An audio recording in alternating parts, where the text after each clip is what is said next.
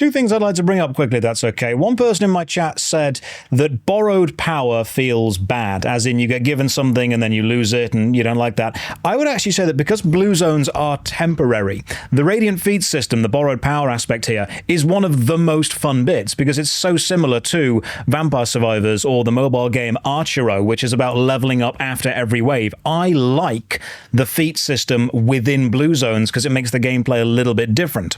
But the question that followed was, why are you bothering to show this off now when it seems like it's so far away from release?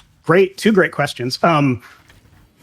Usually the player complaint about borrowed power comes from, I've spent a whole expansion leveling up my, getting better gear, and now you're resetting me down to like trash greens again in the next expansion. Or I leveled up my artifact and now you took it away and that's sad. Like you said, we're hoping the more temporary nature of the Radiant Feats feels like, oh, I get to do it over and over again and that's fun. Why are we showing it off so early? So MMOs are very hard to make. I would argue it may be the hardest genre of game to make, given how many systems have to work together. And if you get something wrong, it can shortcut the entire, it could make the entire feature, the entire game fit. Like a lot of MMOs have this problem where the leveling experience is pretty cool, and then you get to end game and you're like, well, there's not much here. I guess I'm done. And then we all would say that that MMO is probably a failure. So we are trying to avoid that problem by sharing the game every step of the way so we can look out for potential flaws. Like, I think Radiant Feats are working out really well. The feedback has been good, but for sake of argument, if they really were not fun and they really ruined the game, well, gosh, I'd much rather know that now than after we launch. It does seem that what we're doing now is we're finding the development threads worth pulling on instead of saying this is definitely going to be in the final game. Blue zones are not going to be representative of the generic MMORPG loop and full gameplay and narrative and permanent world that will be there. But I think blue zones give you probably the best place to experiment. You will level up permanently. You will find permanent gear that goes to the red zone, the full MMO, and the blue zone, the fun little temporary bit. But the Radiant Feats are what allow the blue zones to feel so different. So another question that's coming up repeatedly in the chat is, with this being such an early build, why show it? And I think the answer is you're interested in the potential future players of the game being actively involved in the process of creation. So just talk a little bit about how much you want the audience involved in the process of creation. I mean, it is like fundamental to the way we run the studio to like make sure that players are, have a seat at the table, and that we're building a game that they're going to be excited about, that we're not doing something dumb that's going to annoy them. We're not crowdsourcing the game. We're not going to have players like vote on features or things like that. But like the question, Ko was asking just a little bit ago of like, is this too far from MMO? Are we going to have a lot of people who are excited about this game ultimately reject it? Like, that's the kind of stuff that we want to make sure to nail. And if we need to like add more MMO features or make sure that the red zones are more front and center, like, again, I would much rather fix that before we launch than be trying to like panicky patch it in, before we lose all our players. So one thing I do want to touch on, because this is a very interesting design philosophy for a project of this size. Like having your project based on feedback is kind of like medicine, right? I mean, it's fantastic in the right dosage, but if you get too much of it, it's a poison pill.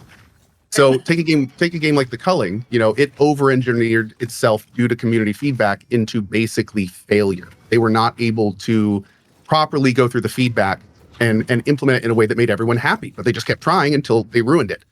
How are you guys approaching your filter or feedback? What testaments and trademarks are you unwavering on with this game? Yeah, that's a great question.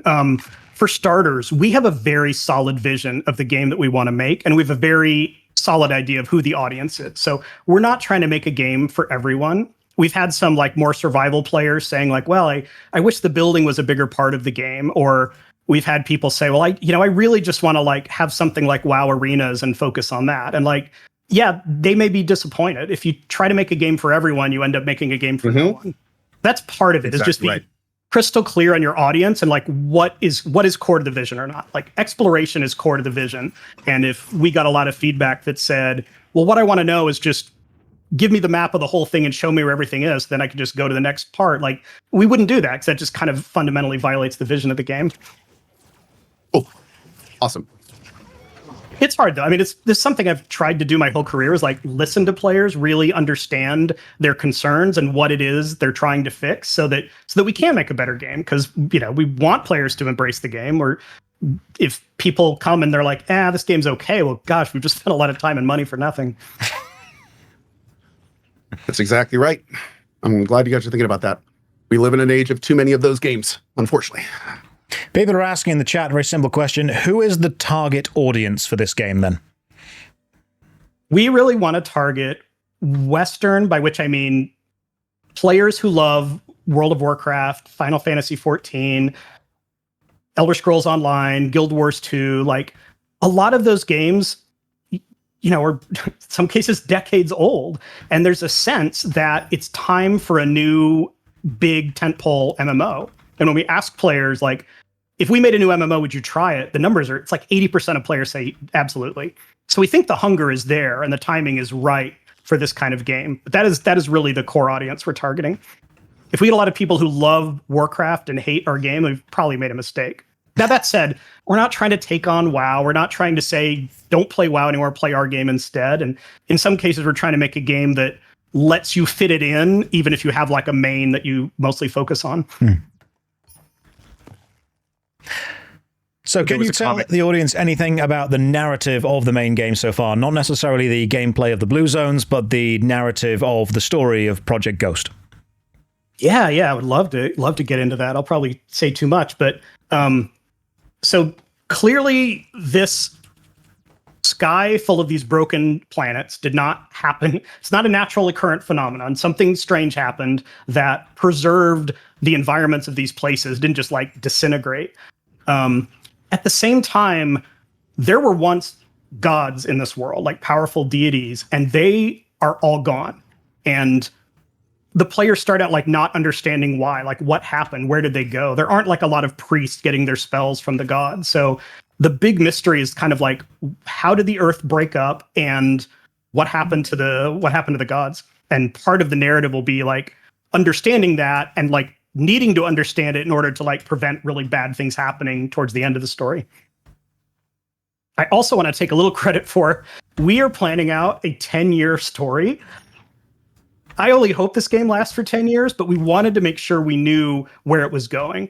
I guess it's okay if I say this, there were times on World of Warcraft where we would finish, say, Mists of Pandaria expansion and be like, okay, guys, what next? Like, where are we going? And we didn't have, I think they do now to give them credit, but at the time we didn't have a roadmap of where we were ultimately going with things. So for Ghost, we really wanted to know where we were going.